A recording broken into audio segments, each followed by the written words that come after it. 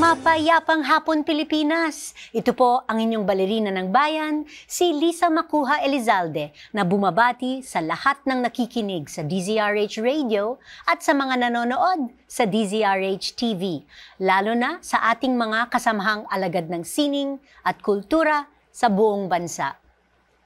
Bukas ay unang araw na ng Abril at ito na rin ang hudyat para simulan ang pagdiriwang ng Pambansang Buwan ng Panitikan o National Literature Month, kung saan binibigyang pansin ang iba't ibang anyo ng mga akdang pampanitikan gamit ang sari-saring wikang Pilipino.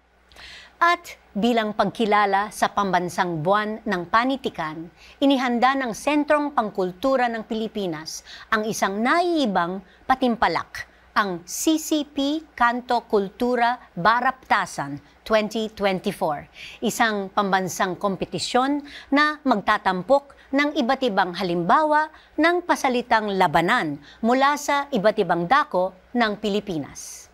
Sa hapong ito, sama-sama nating palawakin ang ating kaalaman tungkol sa sining pampanitikan, partikular na sa balagtasan, kasama ang ating mga espesyal na panauhin.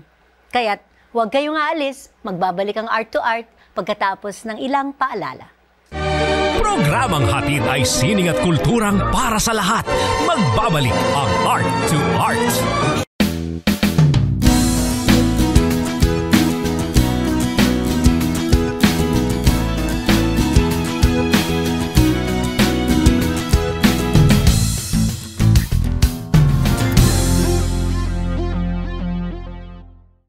Usapang sining at kultura para sa lahat.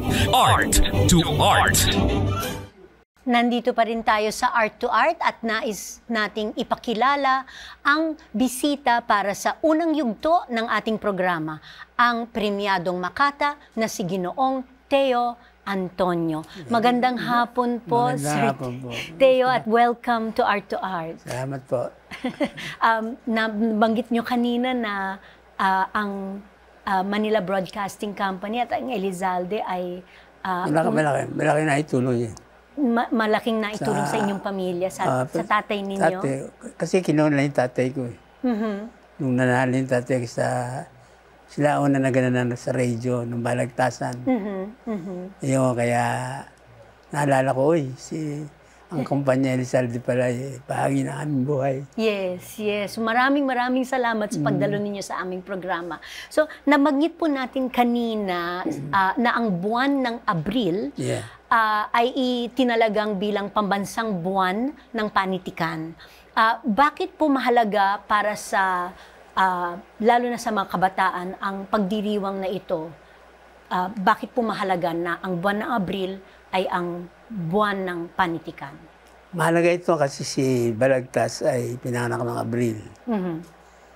Abril 2. So, April 2, 1788. 88. Dahil si Balagtas ang unang kumalaban sa mananakop ng mga dayuhan sa Pilipinas.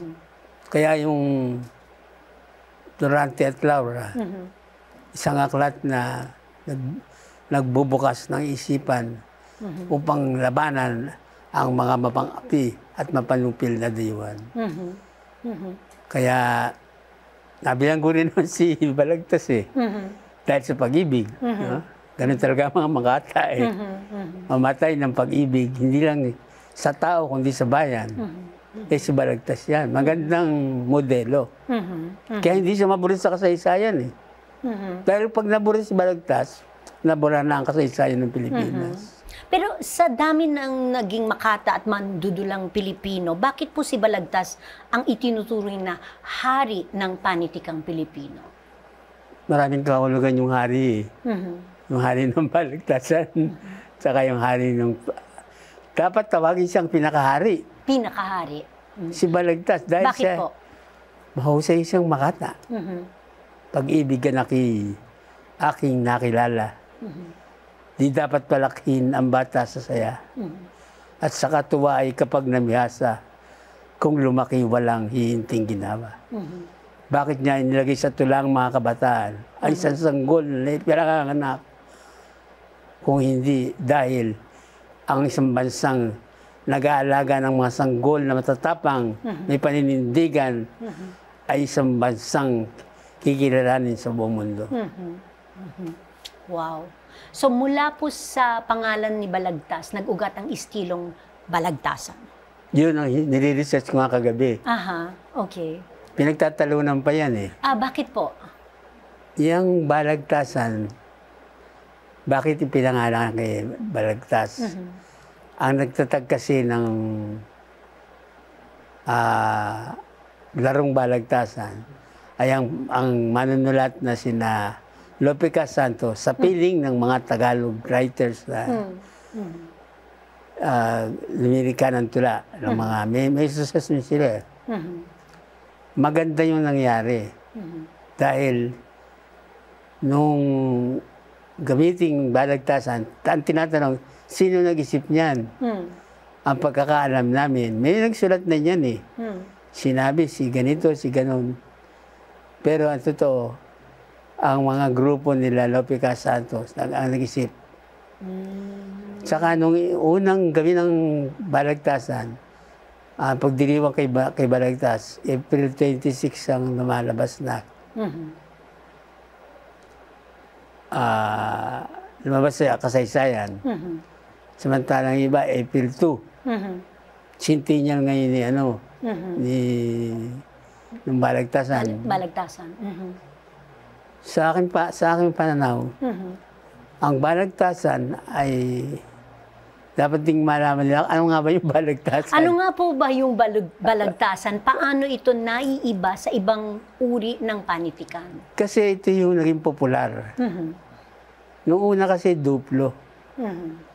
Yung duplo, yung nagtatali yung mga bilyaka ang tawag at may hari ng nawawalang ibon na hinahanap ng mga bilyako at bilyaka, babae, lalaki. Ang duplo ay pag-ano sa mga namatay,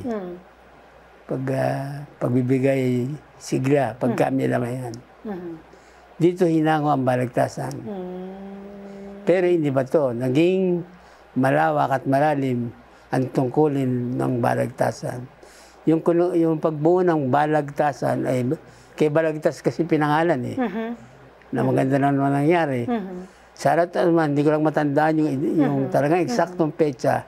Pero nagtatali yan eh. Sino ba yung naka-evento ng Balagtasan? Yun yung grupo ng Lope Santos. Kaya dumating ang panahon na umunlad na ang Balagtasan. At isa nga sa nabanggit ko kanina sa inyo, ang kumpanya Elizalde ay palabas ng unang Balagtasan sa radyo. Sa radyo. Di ba? Doon naging popular ang Balagtasan dahil unang dating ng radyo eh. Na inabutan ng digmaan pandaigdig yun, ng mga Hapones, ay mapapansin natin kung bakit yung damdaming makabayan, yung mga karanasan ay inilagay sa Balagtasan. Sa karanasan namin, ni Bing, ni Mike Rosa, naging bisita rin niya yun, kaming tatlo. Opo. Noong sa isang panahon, pinag-uusapan ng overseas worker. Nagkaroon ng Balagtasan, dapat bang ipadala ang ating mga kababayan sa ibang bansa para magtrabaho. Mga OFW. Doon, yung natatawa kami nung una, kala namin ganun lang yun. Nung dali ng Balagtasan sa San Francisco, ay halos palakpakan ng mga Pilipino nandoon. Nag-iiyakan daw, sabi nung nanonood. Kinukwento sa amin. Hindi ba alam, maraming nag-iiyakan dyan. Bakit ka? Yun yung mga sinabi ninyo. Kasi, di ba, mga balita noon, Sara Balabagan, sinaksak ang amo sa pagtatanggol sa kanyang dangal. Di ba? Pagkatapos, Flor Contemplacion. Doon ang masakit. Na magbintangan si Flor. At na may dalang droga. Yeah. Tapos natuloy ang bitay. Binitay si Flor. Kaya dumako ang balagtasan sa isang pinakamalagim na kasaysayan. Ang pang-aapi sa ating mga kababayan nagtatrabaho sa ibang bansa. Hanggang sa kasalukuyan naman nangyayari yun. Hindi ko na lang ba magitin yung panahon ni ganito, panahon ni ganitong presidente, kasi magkakaroon naman ng politika. Masyado nang matindi ang nadaramang pagdaramdam ng mga Pilipino. Opo, opo.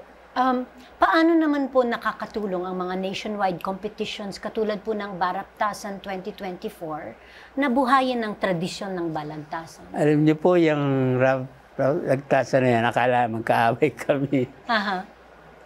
Dinala kami ngayon ng Ateneo, pinagsama kami.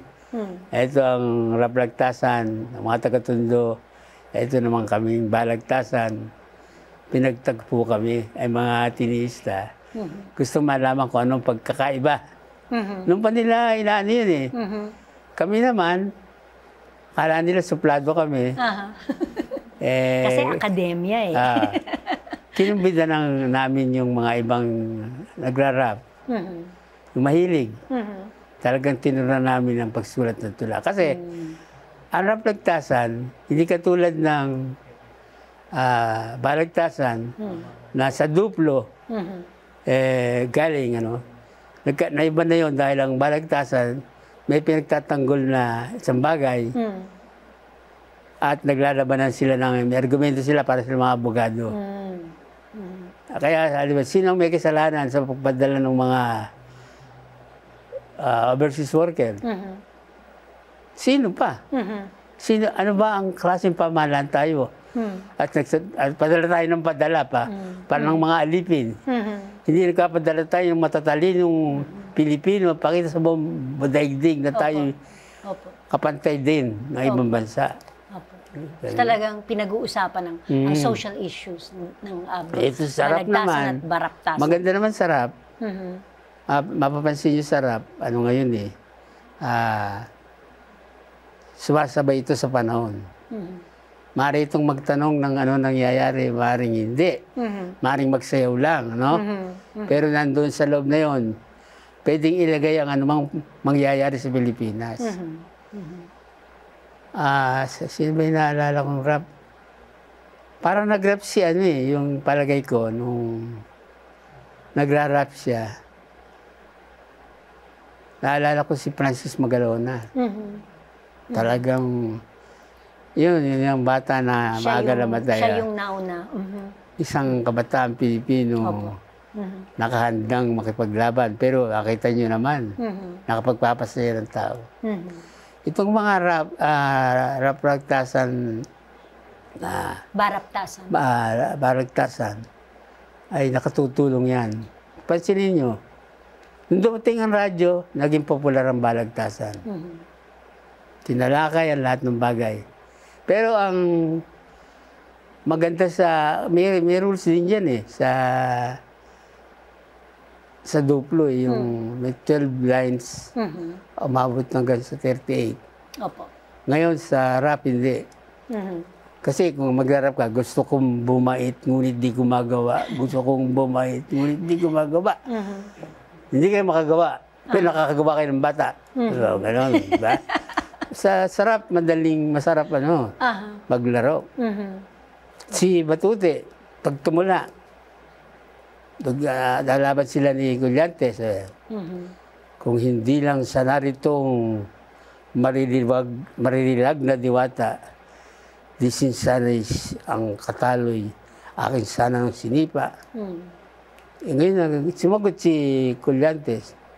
Taka-taka, kay mahimala, may kabayo palang marunong tumula. Ayan. Wow. Yan ang kaibahan ng rap sa kaibahan ng Balagtasan. Naku, maraming salamat po, Sir Teo, sa pagbisita ninyo sa amin dito. At syempre, sana maimbitahan pa namin kayo muli sa aming programa dahil marami pa po tayong pag-uusapan. Marami na pa po tayong pag-uusapan tungkol sa CCP Kanto Kultura Baraptasan 2024 dito pa rin sa Art to Art. Magbabalik po kami pagkatapos ng ilang paalala. Programang hatid ay sining at kulturang para sa lahat.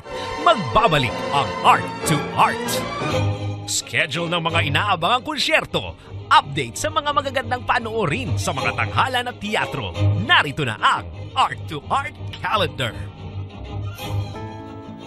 Narito ang ating arts calendar. Sa sining biswal, tampok ang mga obra ng mahigit sa 30 artists sa special Lenten exhibition na pinamagatang Ephemeral Devotion na tumatalakay sa tema ng pananampalataya, pagsamba at religious iconography. Ang exhibit ay konsepto ni Salvador Ching na kasalukuyang pangulo ng Saturday Group of Artists. Makikita ang Ephemeral Devotion hanggang April 5 sa Gallery Francesca, SM Mega Mall, Mandaluyong City. Para sa karagdagang detalye, mag-email sa info@galleryfrancesca.com o magpadala ng mensahe sa kanilang Facebook page. Sa pelikula, bilang pagtanda ng 100th birth anniversary ni National Artist Eddie Romero, magkakaroon ng libreng screening ng kanyang pelikulang Agila sa April 3, 1:00 ng hapon sa GSIS Theater, Pasay City. Ang Agila na unang lumabas noong 1980 ay isang period drama na sumasalamin sa kasaysayan ng Pilipinas at sa kwento ni Daniel Aguila na isinabuhay ni National Artist Fernando Poe Jr. Magkakaroon ng talkback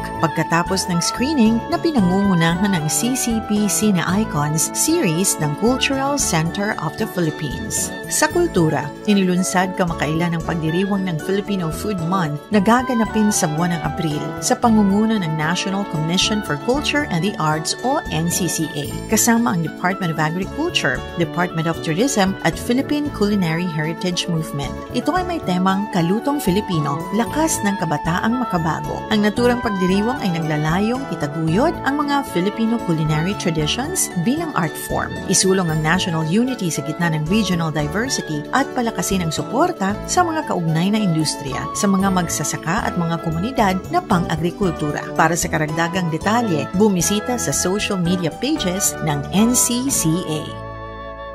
Usapang sining at kultura para sa lahat. Art to Art. Andito pa rin tayo sa Art to Art at kasama naman natin ngayon ang ating second set of guests para sa hapong ito. CCP President Michelle Nikki Hunya, Baraptasan Show Director Rubac Valle, and rap artist Binibining Beats. Magandang hapon sa inyo and welcome to Art to Art. Magandang hapon po. Okay, Nikki, the first question is to you. We learned that the project series Kanto Kultura was your brainchild way back in 2021 when you were with the CCP Board of Trustees. Yes. Ano ang konsepto sa likod ng proyektong ito? Yeah. Well, ang maganda dito, no, nakapag-isip ang Board of Trustees ng isang proyekto na mafe-feel ng publiko na we are thinking of being able to relate to the younger audiences na while preserving our mandate na preserving the arts and culture, the traditions. So, paano ba natin to best way to communicate to the younger ones? Yung ma-preserve, ma-appreciate nila, no, yung traditions natin, based on the language that they understand or on the approach that they understand. So, nagkaroon kami ng mga brainstorming sessions, how are we going to do this? Kaya naipanganak yung Kanto Kultura concept.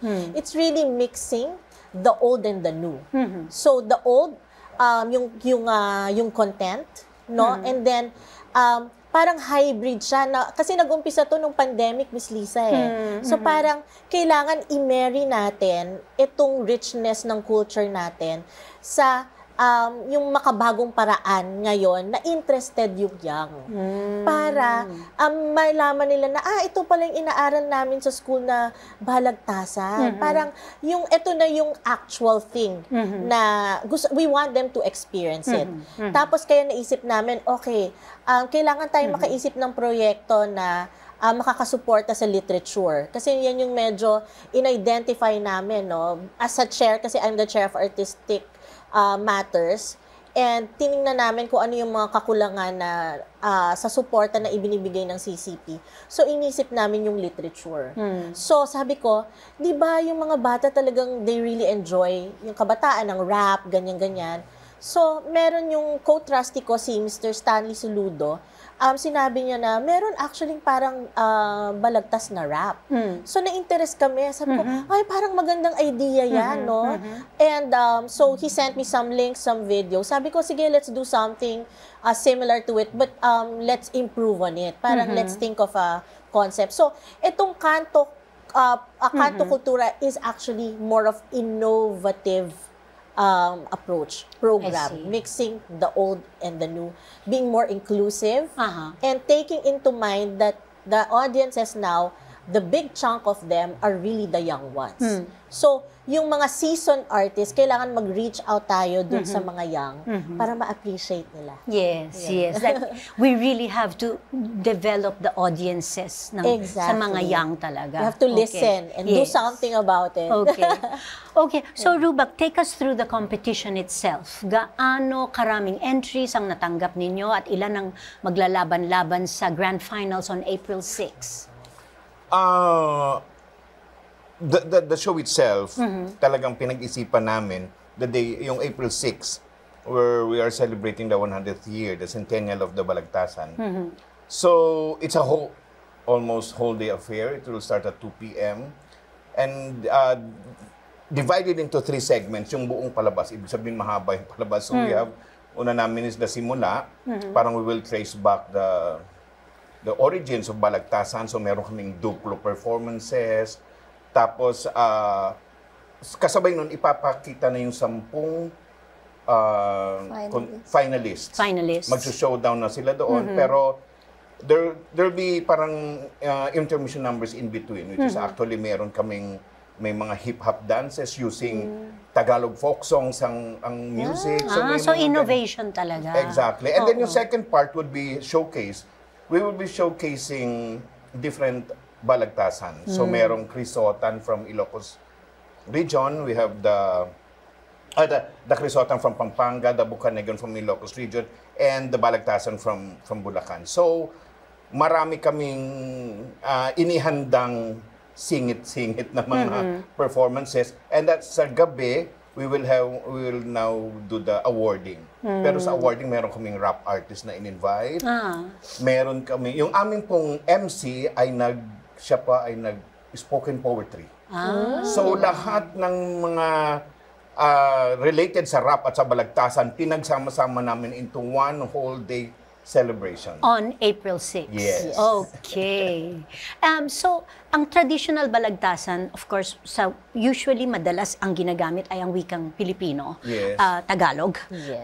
Pero balita namin ginawa ninyong mas inclusive ang Baraptasan in terms of ang mga languages na ginagamit. Ano pa ang mga wikang pwedeng gamitin? Hiligaynon, diba? Hiligaynon? Yes. From what I remember, Cebuano, tama? Ilocano, Waray. Ilocano, ganyan. Kasi ang gusto ng CCP ay maka-reach out sa far regions talaga. Make them feel na, we are reaching out to them. That's why hindi namin ginawang Filipino lang. Oo, gusto ng board na talagang yakapin natin yung mga ibang languages all over the country. Yeah. Wow. Paano kaya yung rap na Ilocano at Hiligaynon?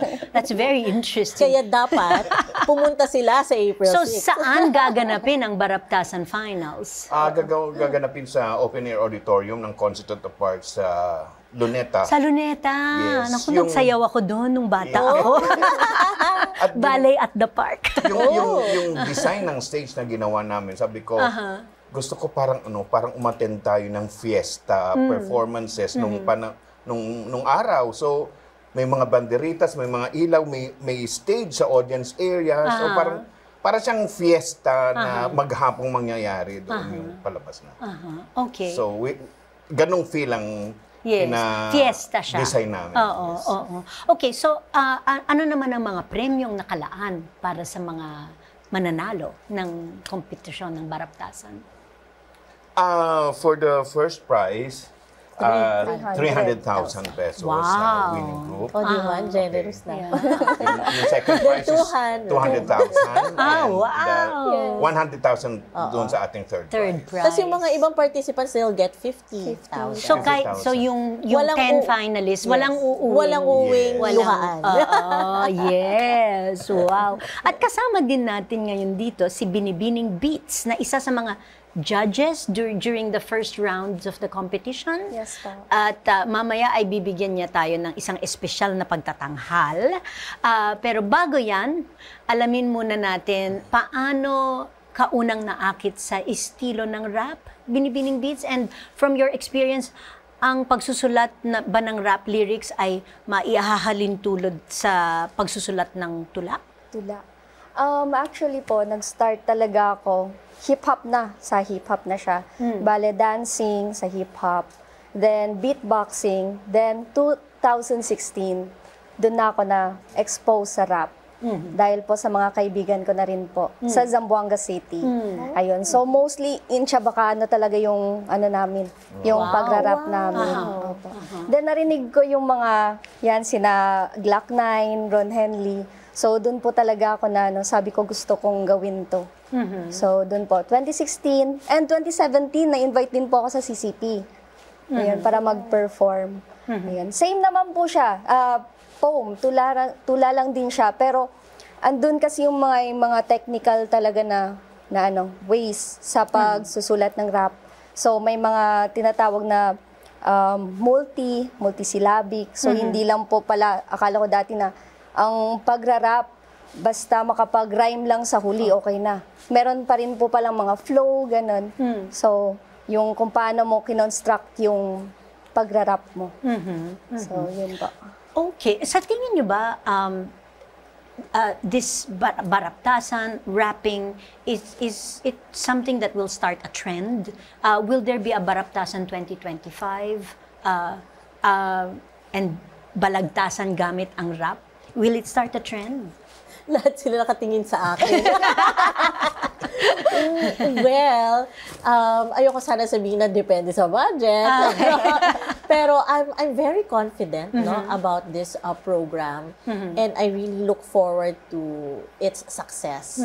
And kami naman in CCP, pag nakita namin na, wow, may ganyang response, talagang naiengganyo kami. It's our job to find fundings for these types of programs. And we're really all for it. Kaya nga, ang laki ng inalat naming premyo. Kasi we want to entice, para ma-entice sila talaga mag-join and see how we can grow this even bigger and make it like on a regular. We want sustainable projects. Yes. That's what we are after. So, marami bang mga entries yung turnout? Was it a lot? Yes, we had plenty of almost 40 plus entries. We were so surprised.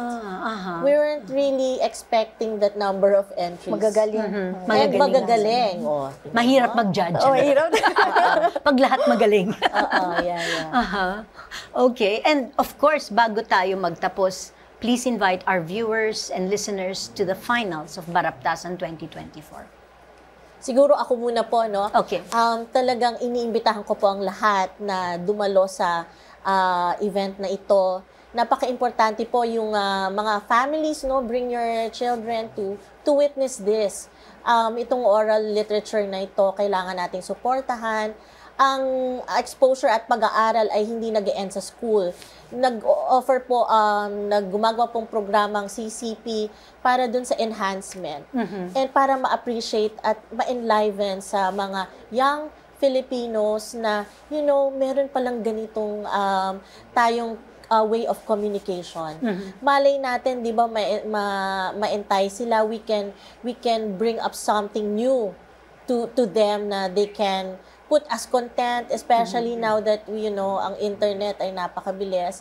Nag-iisip tayo ng mga maraming ways of communicating to the global stage. How will the Filipinos be known in the global stage? Something na of our own, something that is very Filipino. So we are on that journey right now. We're trying to find our place in that globally competitive arena. So this could be one of it. At tingnan naman natin si Bing Beats. Diba?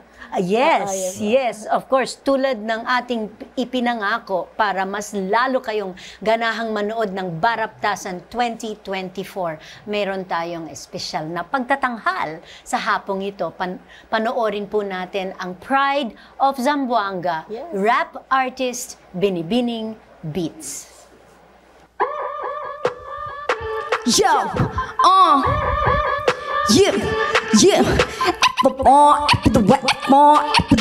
Binibining Beats, ay. Kabit lang ang utak, lapis at papel, dadalhin ang wika sa ibang level. Kabit lang ang utak, lapis at papel, dadalhin ang wika sa ibang level. Yeah! Lipad ng matayo gamit ang wika, wikang Tagalog. Tayo'y lilipad, lipad ng matayo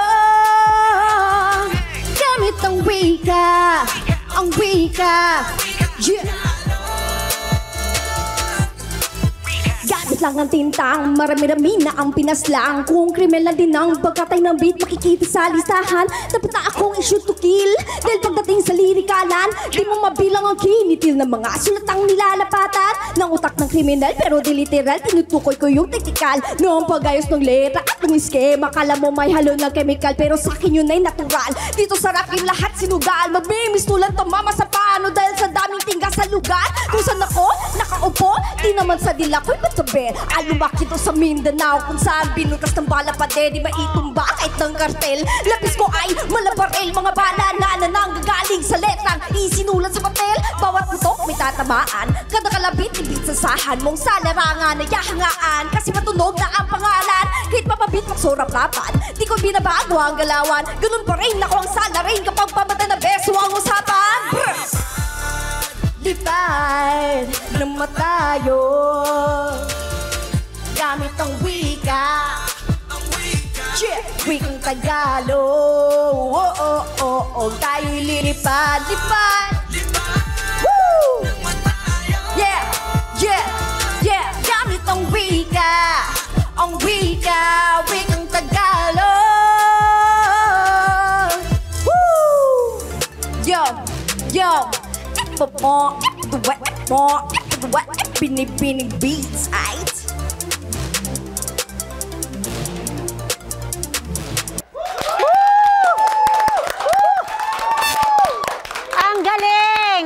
Ang galing-galing. Maraming salamat sa lahat ng ating mga naging panauhin sa hapong ito, and we wish you all the best para sa matagumpay na Grand Finals ng CCP Kanto Kultura Baraptasan 2024. Mga kaibigan, libre po ito sa Rizal Park Open Air Auditorium. Huwag kaligtaan. Hanggang sa susunod na linggo, samahan ninyo kami ulit dito sa Art to Art, kung saan ang usapang sining at kultura ay para sa lahat. Ito po ang inyong balerina ng bayan, si Lisa Macuja Elizalde, nagpupugay sa artistang Pilipino.